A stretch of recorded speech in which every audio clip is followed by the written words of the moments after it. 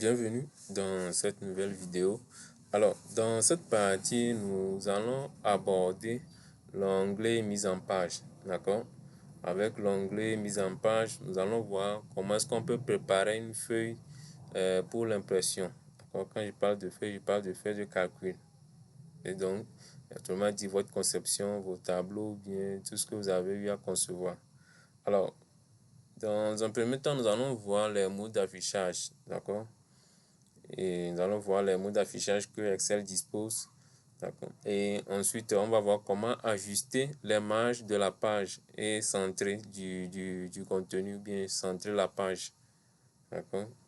Ensuite, nous allons faire en sorte que, nous allons voir comment faire en sorte que le contenu se tienne sur une seule page en utilisant la mise à l'échelle.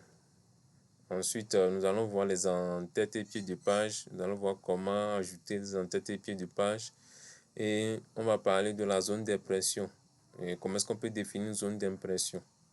Alors, tout de suite, nous avons vu en Excel au niveau de la barre d'état. Et là, je viens, au niveau de la barre d'état, et les modes d'affichage. D'accord? Pour ce qui est de l'onglet mise en page, nous avons l'onglet qui se figure ici et nous avons des groupes. D'accord, nous avons le groupe thème, voilà, groupe mise en page, et groupe mise à l'échelle et puis les options de feuille de calcul, ainsi de suite. Alors, si on prend le groupe thème et autres, vous allez voir que bon, et ça nous permet de pouvoir définir un thème sur l'interface de notre logiciel. D'accord. Si je viens au niveau de thème, par exemple, je peux choisir un thème qui sera... Je prends un thème, vous allez voir que lorsque ça dépend du thème que je choisis, vous allez voir le mode d'affichage. Bref, ce qui nous intéresse ici, c'est comment pouvoir préparer une feuille pour l'impression.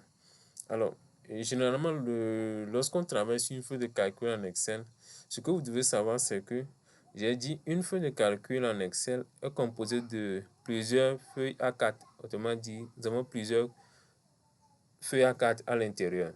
D'accord? Quand on prend un classeur en Excel est composé de plusieurs feuilles de calcul. Donc, je peux créer une nouvelle feuille ici, encore une nouvelle feuille. Alors, quand je prends une feuille de calcul comme ça, elle est composée de plusieurs feuilles A4. D'accord? Je peux toutefois dézoomer et vous allez voir, si je passe en mode page, vous allez voir, et je vais essayer de dézoomer. Vous allez voir que ça, c'est les feuilles A4. D'accord? Ça, c'est la dimension de la feuille A4. Vous allez voir, je peux encore dézoomer, vous allez voir plusieurs feuilles. D'accord? Ça, c'est les feuilles A4. D'accord?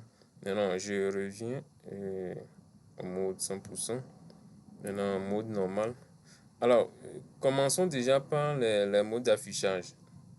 Comme nous avons vu ça dans une précédente vidéo. Alors, je viens ici.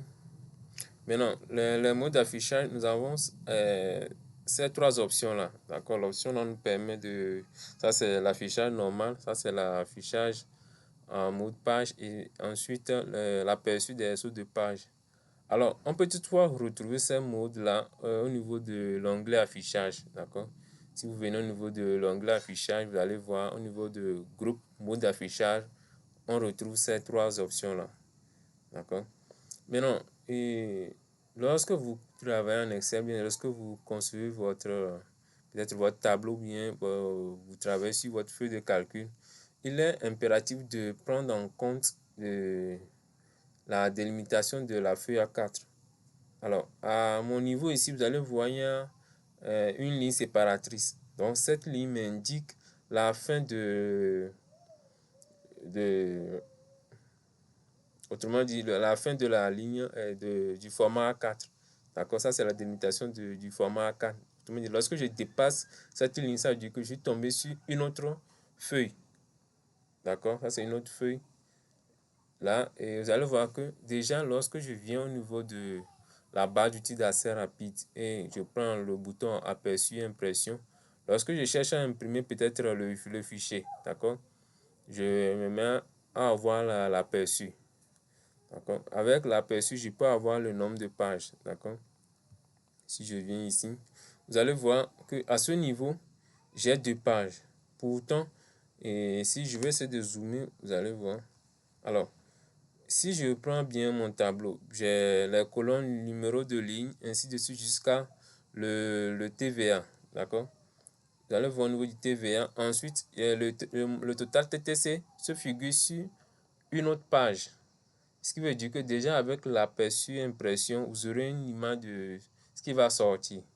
D'accord? Vous aurez un aperçu du fichier, ce qui va se présenter sur le fichier physique. D'accord? Là, ça veut dire que cette façon de procéder, ça veut dire que je dois pouvoir corriger ça. Alors, ça veut dire qu'on peut avoir peut-être d'autres colonnes à la suite de ça. Et ces colonnes-là aussi peuvent peut-être figurer sur la deuxième page. Donc, ça veut dire que le travail que j'ai fait, tant que je n'ai pas pris le soin de corriger ça, ça veut dire que sur le papier physique, ça ne sera pas adéquat. D'accord?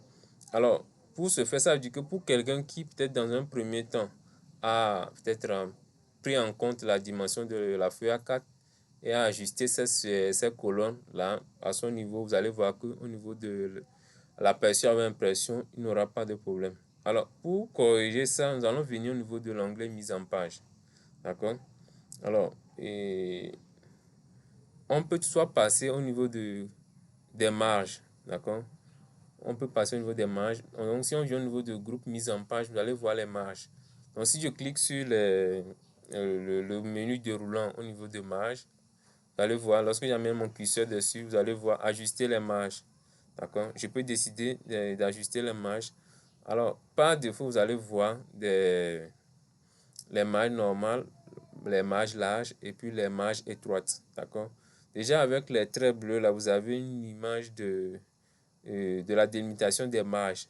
D'accord? Ça, c'est marge normale, ça. Et voici les dimensions. Maintenant, quand on prend les marges larges, vous allez voir aussi les délimitations à travers les traits bleus. D'accord? Et quand il s'agit des marges étroites, vous avez aussi l'aperçu et ensuite les dimensions.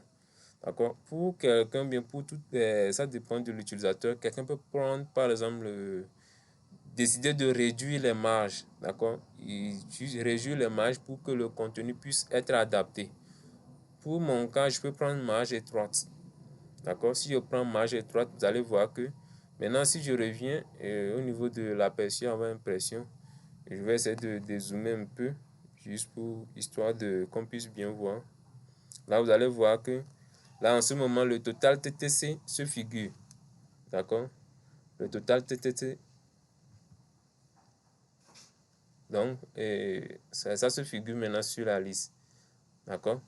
Maintenant, au lieu de passer aussi par marge étroite, nous avons aussi la possibilité de pouvoir personnaliser nos marges. D'accord? Donc, on peut décider de réduire peut-être la taille, que ce soit du côté gauche ou bien du côté droit. Ensuite, en haut et le bas aussi. Et au niveau des en-têtes et pieds de page aussi. D'accord? Et donc, une fois que vous pouvez décider de réduire vos mailles, ça c'est la personnalisation. D'accord?